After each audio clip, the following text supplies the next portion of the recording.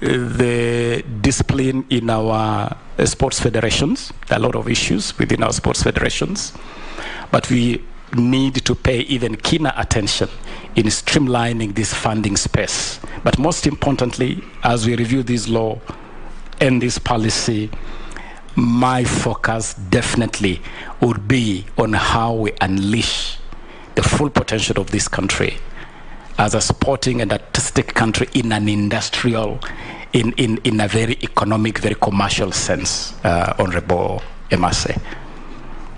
Mheshimiwa Naisula, the plan to tap talent, we don't appreciate our sports people enough. And you're right. We have seen an unprecedented number of our sports people changing nationalities. The other day, there was an interesting ceremony in Gaborone, Botswana, where a few of their sports people who had just come back from some international event were feted in a massive national event, and they were being given three bedroom apartments. They were being given resources to boost their businesses and all that kind of stuff. I believe that we can do more in motivating our sports people. But for me, what is more important is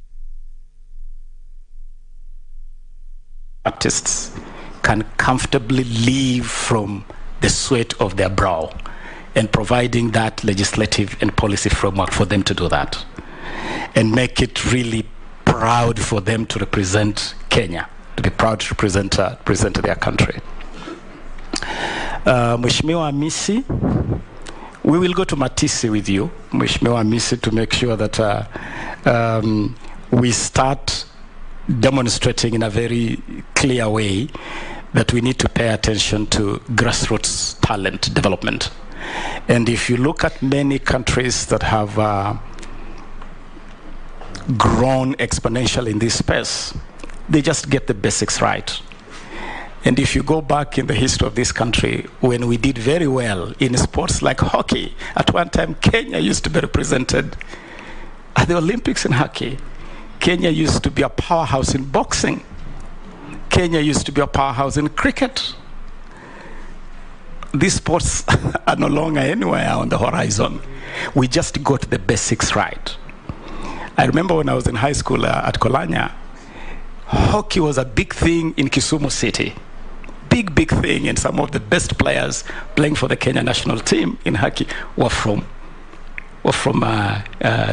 Kisumu. We are not just paying attention to the breeding grounds of sports and talent.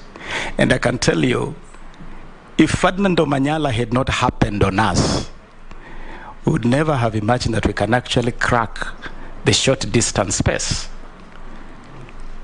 Angela Okutoi is now winning tennis games at the very top level.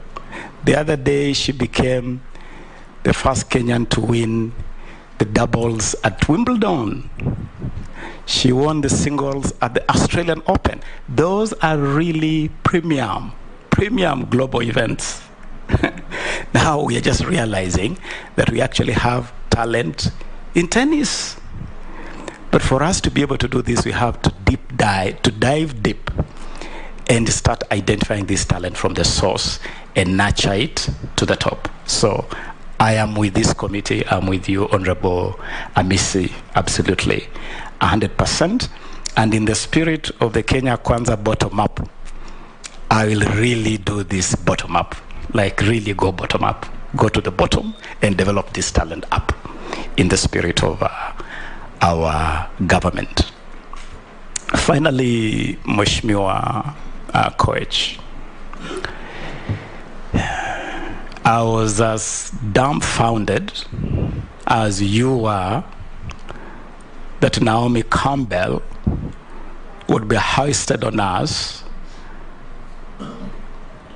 as some kind of emblem or symbol of Kenyanness.